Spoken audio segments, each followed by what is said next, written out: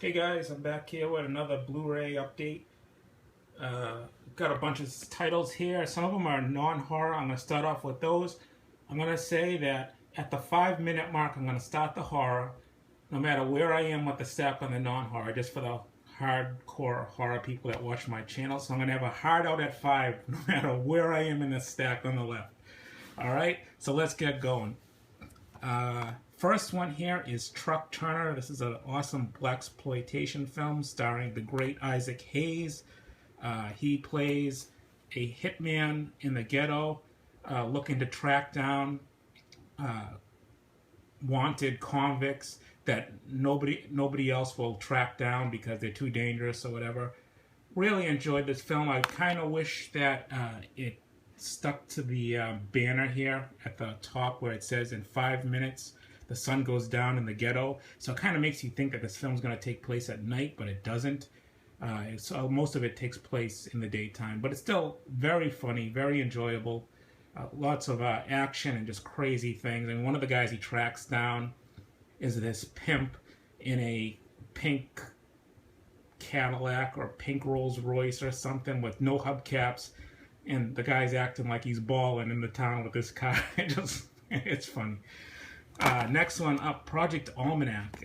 This one was an enjoyable time travel movie about this guy who he's watching tapes of his father who went missing a few years ago, and during the tape watching, he sees a current version of himself in the background of one of his while he's watching like his own birthday party at age 3 or something, which leads him into just tracking down the tapes and what happened in his father's work, and he comes across some time travel documents, experiments that his father was working on, and what leads to there starts a big cluster F of ripples in time and all that. So enjoyable to watch. You know, it kind of goes down the path of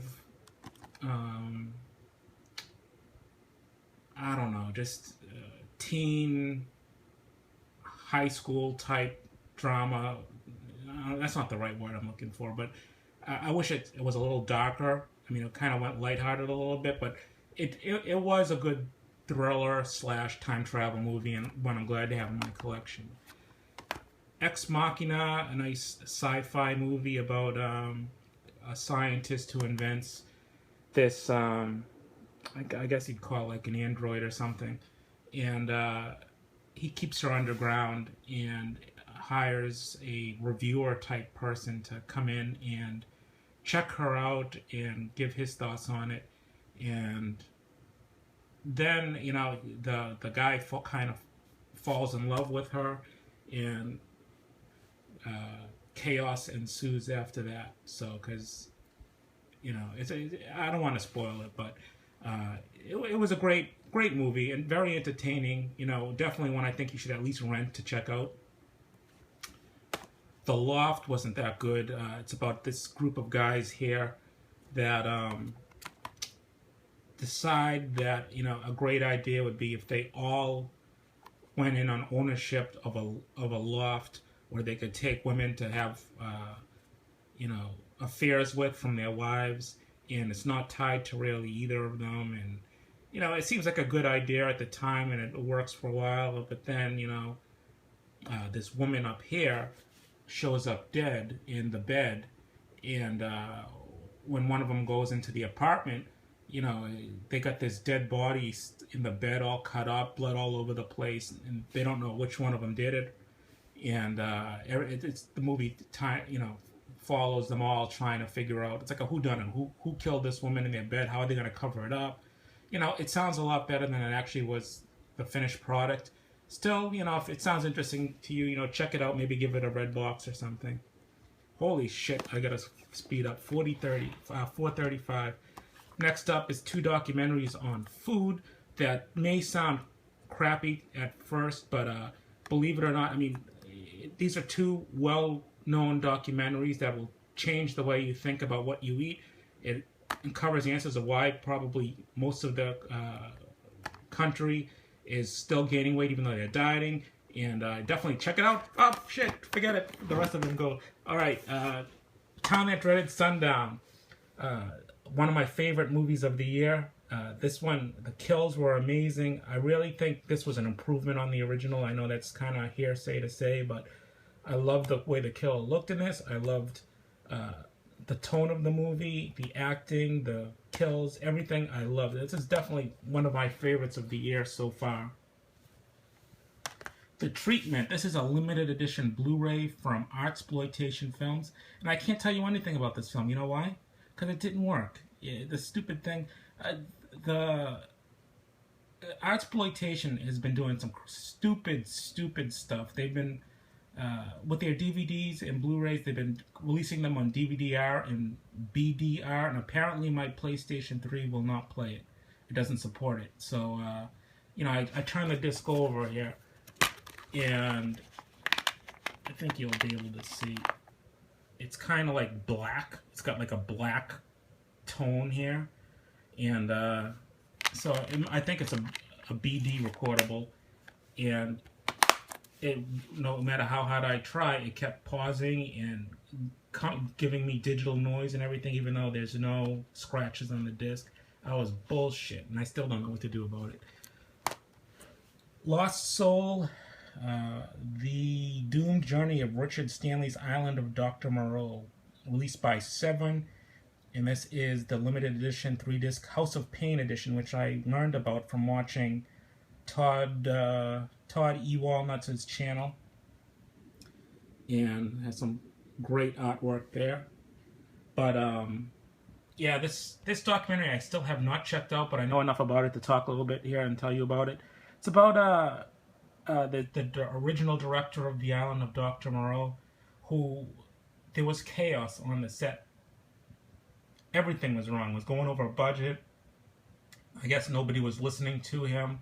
There was just everything that could go wrong was going wrong. So the studio decided, you know, he couldn't get along with the two actors in the movie, Val Kilmer and Marlon Brando, were fighting like, I mean, they couldn't act together, you know, and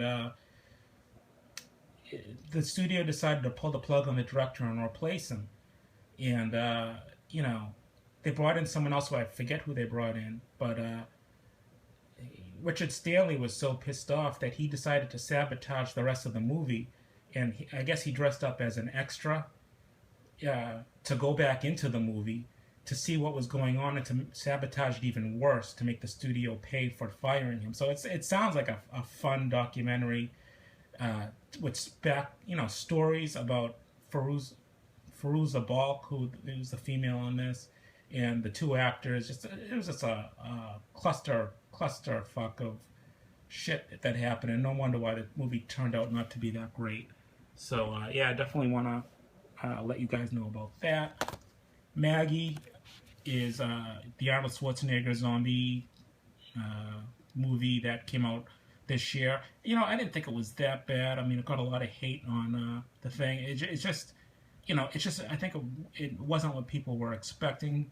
You know, there's no action in this. It's really a drama about his daughter dying a slow death because of this zombie disease that took over and his decisions he has to make. But it does feature some some good acting by Arnold and what's her name, Abigail Breslin. Still enjoyable, and I love the slipcover on this. It's kind of like, it's got a weird texture to it. I can't even describe it. It's like matte. It's like a matted finish, I guess. But it's definitely, I think you should check it out. It wasn't as bad as people did. I mean, talked about it. Just, you have to be in the right mood to watch it.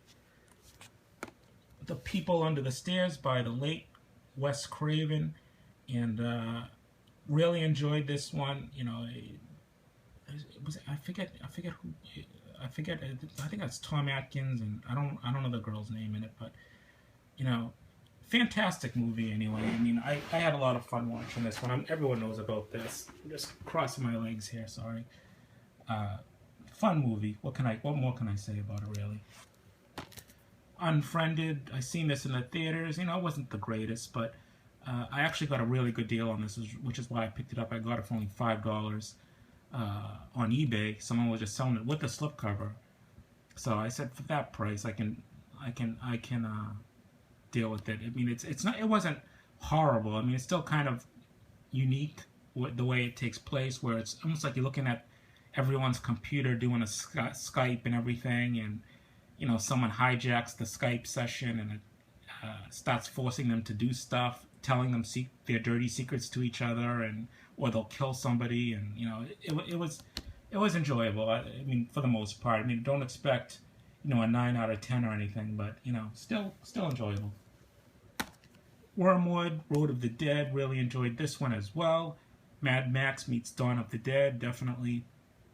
Really love the look of this guy in the movie, and a lot of the the people, it's like on the Australian outback, and everyone's got that Mad Max sort of makeup and costume on, and this is what I think a lot of people were expecting out of Maggie, and they didn't get it. This one gives it to you. A lot of action, a lot of gore, a lot of fun. I mean, this is probably one of the funner, if that's a word, movies that I've seen all year round. One I'll definitely keep popping in again and again whenever I'm looking in the mood for something to lift me up or whatnot. And the last movie here is Videodrome. This is the Arrow UK edition that is limited and sold out. And I'm glad I picked this up, because this is probably going to be in my top 10 at the end of the year of favorite releases of the year. Possibly the #1 right now. I mean, I have to give it more thought, but this one here is extra thick. I mean, look, you got three,